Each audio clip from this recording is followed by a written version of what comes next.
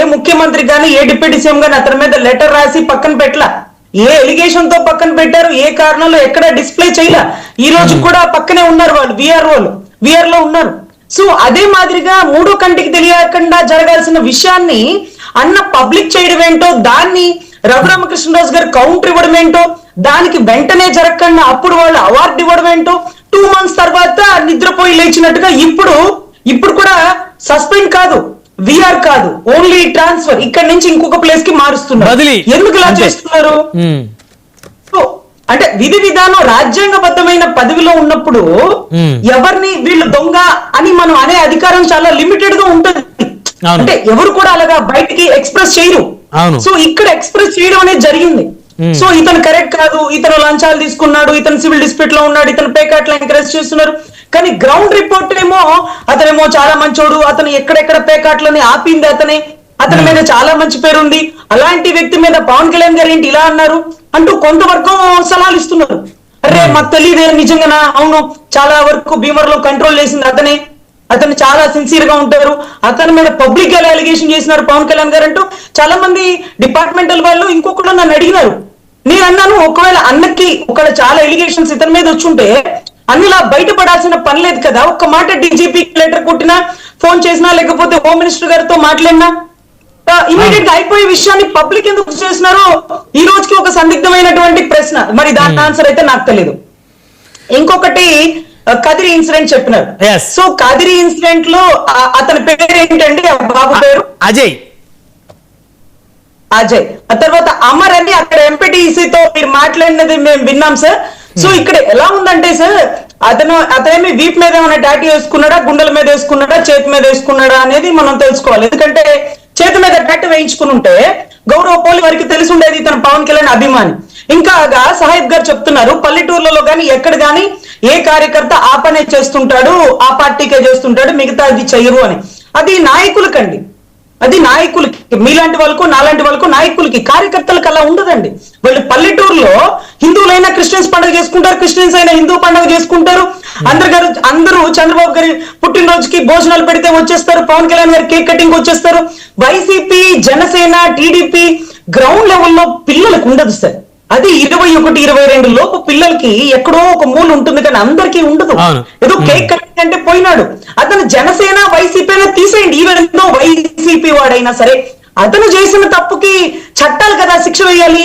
మీరేమన్నా అంకుశం సినిమాలో రాజశేఖర్లు అనుకున్నారా? నటి రోడ్ల మీద రామిరెడ్డిని తీసుకెళ్ళడానికి చట్టాలు మీ చేతుల్లో తీసుకుంటారా? అది ఎంత తప్పు తెలుసా?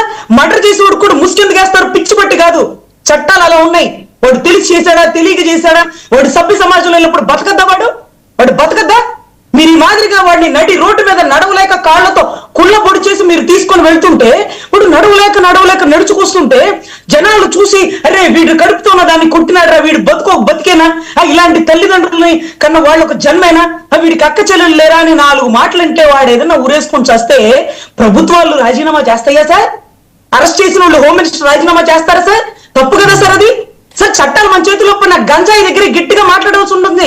ఢిల్లీ నుంచి హ్యూమన్ రైట్స్ వాళ్ళు మాకు లెటర్లు పెట్టినారు, ఏం తల్లి చట్టాలని తెలంగాణ అంతా గుమ్మెత్తు పోస్తావే, ఏమి రాష్ట్రంలో నడి రోడ్డు మీద కొడతంటే ఏం చేస్తున్నావు అని.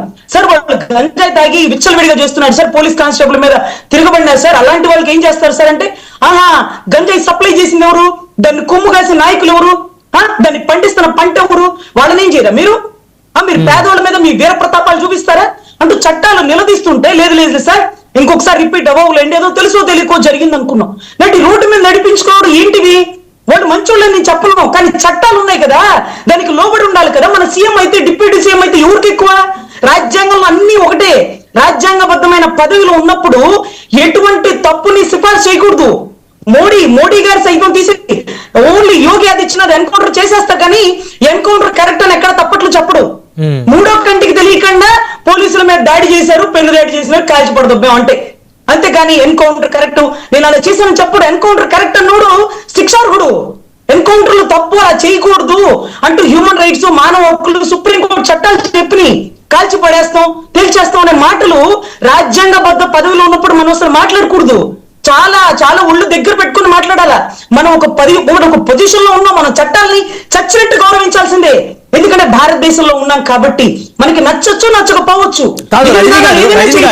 ఇప్పుడు డిఎస్పీ నువ్వు ట్రాన్స్ఫర్ చేసి ఉండొచ్చు, పబ్లిక్ గా పెట్టాల్సిన పని లేదు, 10 మందిలో తిప్పి కొట్టాల్సిన పని లేదు, 4 గోడల మధ్య పోలీస్ స్టేషన్ లో లైట్ లాపి కొడతారు. ఎందుకని? చేసేది తప్పని తెలిసి, వాళ్ళ ఉద్యోగాలు పోతాయని తెలిసి, అయినా సరే వాడికి క్రమశిక్షణ నేర్పించాలని ఉద్దేశంతో లైట్ లాపి కొడతారు. లైట్లు వేస్తే సీసీ కెమెరాలు పడిపోతాయని. కరెంట్లు పోయిన తర్వాత కూర్చున్నోడు కూడా కింద పడిపోతాడు, నడవలేనోడు కూడా నడుస్తూ వెళ్తాడు.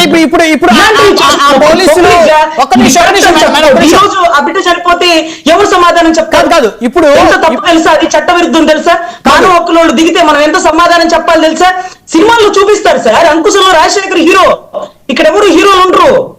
సజ్జనార్ కూడా హీరోనే తెలంగాణకి. మేము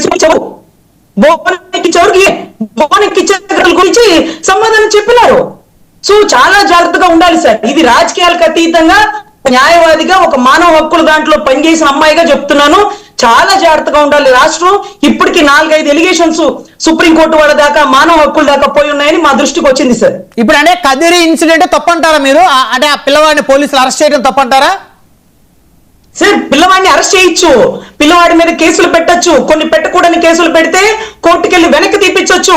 అతను వైసీపీ అయినా అరెస్ట్ చేయొచ్చు, జనసేన అయినా అరెస్ట్ చేయొచ్చు, టీడీపీ అయినా అరెస్ట్ చేయొచ్చు. కానీ నడి రోడ్డు మీద మన హీరోయిజం చూపించడానికి కోసం అలా నడిపించకూడదు. ముసుగులు వేసేది ఎందుకు? ముసుగులు చూపించి నడిపించడానికి మీకు ఎవరిచ్చినారు ఈ హక్కులు అని మేము అడుగుతున్నాం సార్. అక్కడ కూడా తెనాల్లో కూడా కొట్టడం తప్పు సార్, అలా చేయకూడదు సార్. 16-17 ఏళ్ళ పిల్లోడు గంజాయి ఇస్తే, బ్రహ్మరెడ్డి గారు మీరైనా గంజాయి ఇస్తే ఎగురుతారు తెలుసా అండి? ఆ మత్తులో మనం ఏం చేస్తాం? మనకి పిల్లల్ని ఇలాగ దారి మళ్లిస్తున్న వ్యవస్థ ఎవరిది? ఎవరు నడిపిస్తున్నారు? ఎవరు సప్లై చేస్తున్నారు? ఇది